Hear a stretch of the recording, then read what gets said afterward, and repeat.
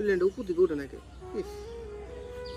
প্লেনটা উপর দিকে উঠে যাবে ভালো মাইনাস খেয়ে গেলে তো কোনো উপর দিকে উঠে যাবে প্লেনটা উঠলি আহা প্লেনটা উঠে গেল সব ফিটে গেছে। তুই কি করতেছস? সারাদিন খালি মোবাইল নিয়ে পড়ে থাকস, তোর কোনো কাম কাজ নাই? স্কুলে যাবি না? বাবা কিছু টাকা লাগবে। কি এর টাকা লাগবে? তোর খালি টাকাই লাগেনি। এদিন না নিলি 500 টাকা, আবার আজকে তুই টাকা করতেছস, টাকাই বকই থেকে কি চিন্তা করস? আমার এমবি শেষ হয়ে গেছে গা। এমবি খাস না কি করস আল্লাহই জানে।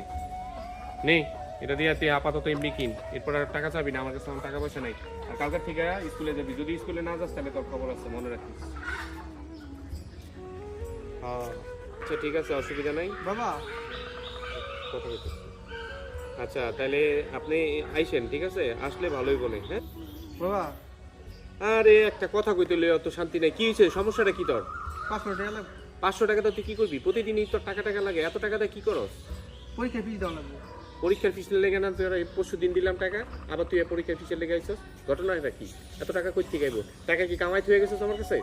তোমার বড় পোলা চলে বড় পোলা দিয়া দাও, আর আমি চাইতেছি আমার দাও না। আমি এম করলে এম করো।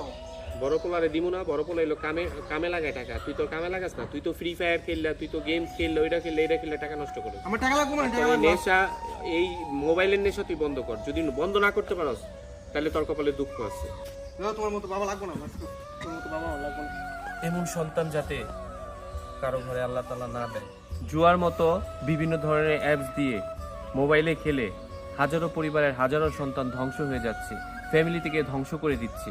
এটার থেকে অবশ্যই রক্ষা পেতে হবে, আর রক্ষা পেতে হলে সন্তান কোথায় যাচ্ছে, কার সাথে মিশতেছে অবশ্যই খেয়াল রাখবে।